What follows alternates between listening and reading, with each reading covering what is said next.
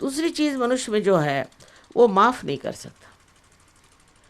आखिर आप माफ़ करें या न करें, आप कुछ करते नहीं, आप क्या करते हैं? लेकिन जब आप माफ़ नहीं करते हैं तब आप गलत हाथों में खेलते हैं, क्योंकि जिसको आपने माफ़ नहीं किया उसी के बारे में सोच सोच के आप अपने ही को दुख देते हैं। कोई उससे आपको सुख तो होता नहीं। इससे बेहतर है कि उसको आप माफ़ कर दें और परमात्मा पे छोड़ दें। लोग बोलते हैं बहुत कठिन है। अरे भाई, कठिन क्या है? एक मिथ्या चीज़ को आप पकड़े, उसको छोड़िए, और ये अपने आप सहज में आपको आश्चर्य होगा कि अपने आप आपके अंदर की जो भी विनाशकारी चीज़ें हैं सब नष्ट हो जाए। अगर हम कहें आप ये छोड़ दो वो छोड़ दो, तो आधे लोग उठ के चले जाएंगे। तो हम कहते कुछ मत छोड़ो, तुम्हारे अंदर प्रकाश जागृत होने जाओ। अगर मेरे हाथ में एक सांप है और मैं ज़िद्दी हूँ, आप कहेंगे ये सांप है, नहीं मैं कहूँगी ये तो डोर है, अंधी हूँ या चाहे अंधेरा है मुझे दिखाई नहीं देता, और जिद करे उसको सांप को पकड़ी रहूँगी जब तक वो सांप मुझे काट न ले, मैं छोड़ूंगी नहीं।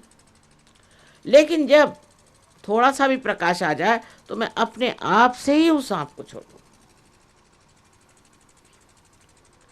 इसी प्रकार आपके अंदर जो अनेक दोष हैं वो अपने आप छूट जाते हैं। अब यहाँ बहुत से परदेसी बैठे हुए हैं, उनमें से बहुत से लोग ड्रग्स लेते थे बहुत ज़्यादा, और वो एक रात में उनका छूट गया। क्योंकि कोई चीज़ छोड़ने के लिए भी हम समर्थ नहीं, हमारे अंदर शक्ति नहीं, लेकिन अपने ही आप सारी ही परेशानियां भी छूट जाती, वो छोड़ के भाग जाती है। जैसे कहते हैं कि परेशानियों को परेशानियां वही छोड़ के भाग जाती है। ये कैसे घटित होता है? क्योंकि आप आत्मा स्वरूप सर्व समर्थ हो जाते हैं और आपका संबंध उस चैतन्य से होता है जो सारे ही कार्य करता है। ये चैतन्य हर चीज़ जानता है, हर एक के बारे में सोचता है। देखिए कि गुलाब का फूल है तो वो गुलाब के ही पेड़ में लगता है, उसकी जो ऊंचाई है वो उसी ऊंचाई तक होता है, और आम का पेड़ एक ऊंचाई तक बढ़ता है, आपकी भी ऊंचाई एक हद तक ही होती है। ये सब कार्य कौन करता है? जो इतना बारीक बारीक कार्य करता है वो चैतन्य आपके अंदर से जब बहने लगता है और जब वो आपका मार्गदर्शन करता है तो आप ही अपने गुरु हो जाते हैं। ये गुरुओं का स्थान भी गुरुओं ने बनाया हमारे अंदर, पर अभी जागरूक नहीं। जब जागरूक हो जाए तो आप समझ जाएंगे कि इन्होंने कितने उपकार हमारे ऊपर किए हैं। ये तो हुए सद्गुरु, जिनको हम कहते हैं कि एक तरह से चैतन्यमय। नामदेव एक बार गोरा कुम्हार को मिलने गए थे। नामदेव एक दर्जी थे, ये कुम्हार साहब थे। कोई यूनिवर्सिटी नहीं गए थे, कोई कॉलेज नहीं गए थे, कुछ पढ़े नहीं थे, लिखे नहीं थे, और ये मिट्टी तोड़ रहे थे कुम्हार साहब। तो इन्होंने जब ये गए वहाँ पर नामदेव, तो उनको देखते ही साथ हठात खड़े हो गए और उन्होंने कहा, क्या मराठी में कहा, निर्गुणाच्या भेटी आलो सगुणाशी। माने मैं तो निराकार को देखने गया था, मैं तो साकार तेरे अंदर खड़ा है। और ये बताइए कि इस तरह से कोई इंसान दूसरे को समझ ही नहीं सकता जब तक वो संत न हो जाए। और फिर जब ये नामदेव पंजाब गए तो गुरु नानक साहब ने उनको समझ लिया ये कौन चीज़। वो दर्जी थे, वैसे उनकी नौकरानी जनाबाई उसको भी समझ लिया, और फिर उनसे कहा कि अब तुम पंजाबी सीखो और पंजाबी में लिखो। तो इतनी बड़ी किताब लिखी है उन्होंने, और ग्रंथ साहब में भी उनके बहुत बहुत सारी कविताएं हैं पंजाबी भाषा। ये समझ और इस तरह की अंदर से आंतरिक इच्छा कि दुनिया के लोग जाने कि सत्य क्या है, इन संतों की इतनी महान शक्ति उन्होंने लगा करके ये कार्य इस भारतवर्ष में किया। इसी प्रकार अनेक जगह हुआ। विलायत में भी मैं समझती हूँ, वहाँ विलियम ब्लेक नाम के बड़े भारी कवि हो गए, उन्होंने सब सामने रख दिया। हर जगह ऐसे ऐसे कवि हो गए हैं कि जो उस स्थिति में पहुंच गए जहां वो वास्तविकता रियलिटी को जान गए और उन्होंने साफ साफ लिख दिया कि यही एक चीज़ पाने की है। पर मनुष्य जो है वो जड़वाद की तरफ लग गया, मटेरियलिज्म की तरफ, और उसी से हमारा धीरे धीरे ह्रास हो रहा है। हम जो अपने बच्चों के लिए सोचते हैं तो परेशानी हो जाती, और अनेक चीज़ें जो दुनिया में देखते हैं उससे हमें परेशानी हो जाती है। उसका कारण ये कि हमने अपने आत्मा के स्वरूप को नहीं माना। और जब ये आत्मा का स्वरूप आप जान जाएंगे, हर तरह की परेशानियां दूर हो जाती। आज हम आपसे बता सकते हैं कि इंग्लैंड में इतनी बेरोजगारी है लेकिन एक भी सहयोगी वहाँ बेरोजगार नहीं, और हर आदमी के लिए पूर्ण व्यवस्था हो जाती, किंतु लोभ नहीं रह जाता, मनुष्य में समाधान स्थापित हो जाता है। ऐसे तो आप देखिए कि दुनिया की जितनी भी इच्छाएं हैं, कोई सी भी इच्छा पूरी होती है उसके बाद आदमी दूसरी इच्छा करता है, फिर तीसरी। कोई भी इच्छा पूरी होने से उसके अंदर आत्मा में शांति नहीं आती।